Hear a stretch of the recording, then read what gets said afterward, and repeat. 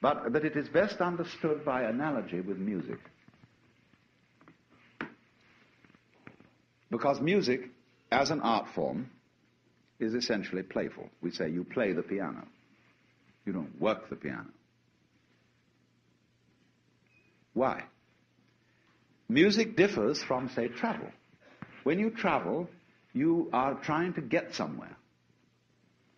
And of course, we, because being a very compulsive and purposive culture, are busy getting everywhere faster and faster and faster till we eliminate the distance between places.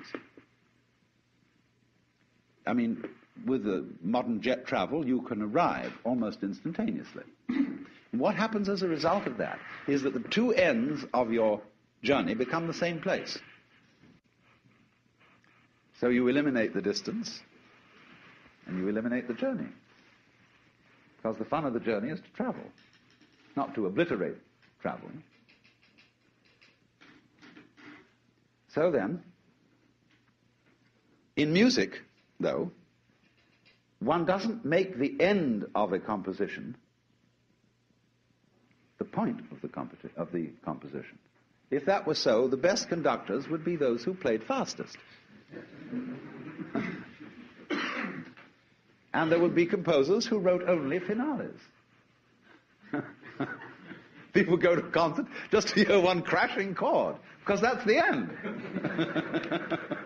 Same way in dancing. You don't aim at a particular spot in the room. That's where you should arrive. The whole point of the dancing is the dance.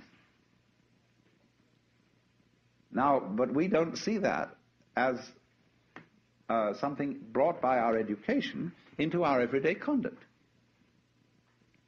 We've got a system of schooling which gives a completely different impression. It's all graded. And what we do is we put the child into the corridor of this grade system with a kind of, come on, kitty, kitty, kitty. And yeah, you go to kindergarten, you know, and that's a great thing because when you finish that, you'll get into first grade. And then, come on, first grade leads to second grade, and so on, and then you get out of grade school, and you go to high school, and it's revving up, the thing is coming, then you're going to go to college, and by Jove, then you get into graduate school, and when you're through with graduate school, you go out to join the world. And then you get into some racket where you're selling insurance, and they've got that quota to make, and you're going to make that, and all the time, the thing is coming. It's coming, that great thing, the success you're working for. Then when you wake up one day about 40 years old, you say, my God, I've arrived. I'm there. And you don't feel very different from what you always felt. And there's a slight letdown because you feel there's a hoax. And there was a hoax. A dreadful hoax. They made you miss everything by expectation. Look at the people who live to retire and put those savings away. And then when they're 65, they don't have any energy left, they're more or less impotent, and they go and rot in an old people's, senior citizens community. Because we've simply cheated ourselves the whole way down the line. We thought of life by analogy with a journey, with a pilgrimage, which had a serious purpose at the end, and the thing was to get to that end.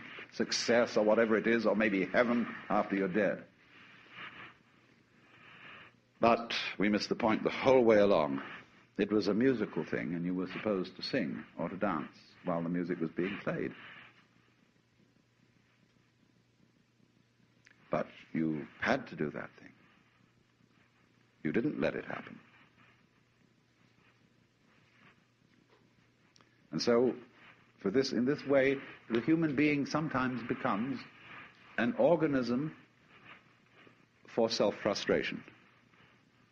Let's take Korzybski called man a time binder. That means that he's the animal peculiarly aware of the time sequence. And as a result of this is able to do some very remarkable things. He can predict. He studies what's happened in the past, and he says the chances are so-and-so of that happening again. So he predicts. Well, this is very useful to be able to predict, because that has survival value. But at the same time, it creates anxiety. You pay for this increased survival ability involved in prediction by knowing that in the end you won't succeed. You're all going to fall apart by one way or another.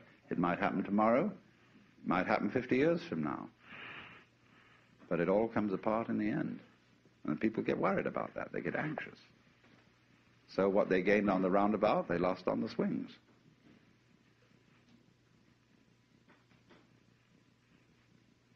So then, if you see, on the other hand, that existence, this is, as I said, my basic metaphysical assumption, which I won't conceal from you, that existence is musical in nature. That is to say that it is not serious. It is the play of all kinds of patterns. We can look upon different creatures as we look at different games, as we look at chess, checkers, backgammon, tennis. There's the tree game, the beetle game, the grass game. Or you can look at them as you look at different styles of music, mazurkas, waltzes, sonata, etc., all down the line. There are all these different things doing their stuff. And they're going to in different rhythms. And we're doing that. If you were in a flying saucer from Mars or somewhere, and you came and looked, try and make out what was living on this world, from about 10,000 feet at night or early morning, you would see these great ganglia with tentacles going out all over the place. And early in the morning, you see little blobs of luminous particles going into the middle of them. See? And then in the late afternoon or early evening, it would spit them all out again. And they'd say, well, this thing breathes. And it does it in a special rhythm. It goes in and out, in and out, in and out once every 24 hours. But then it rests a day and doesn't spit so much. It spits in a different way. That's a kind of irregularity. And then it starts spitting all over again the same way. Well, I say that's very interesting. That's this kind of thing we have. See? This is something that goes this way. You see? Now, existence, you see, is something that is spontaneous. The Chinese word for nature, zhiran, means that which happens of itself. Your hair grows by itself. Your heart beats by itself. You breathe pretty much by itself. Your glands secrete their essences by themselves.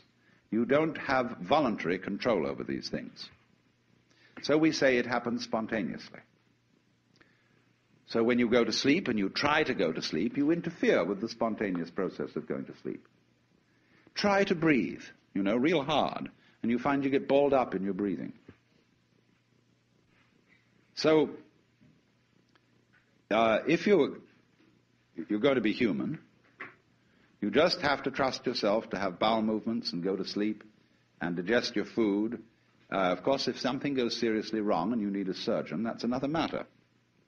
But by and large, the healthy human being doesn't, right from the start of life, need surgical interference. And he lets it happen by itself. So with the whole picture, that is fundamental to it. You've got to let go and let it happen. Because if you don't, you're going to be all clutched up. You're going to be constantly trying to do what can happen healthily only if you don't try. And when people, when you think a bit what people really want to do with their time, what do they do when they're not being pushed around and somebody's telling them what to do?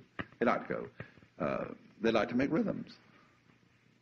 They listen to music, they dance, or they sing, or they do something of a rhythmic nature, playing cards, or bowling, or raising their elbows. Everybody wants to spend their time swinging. And that's the nature of this whole thing we're in, you see. It likes to swing. That's why it does it.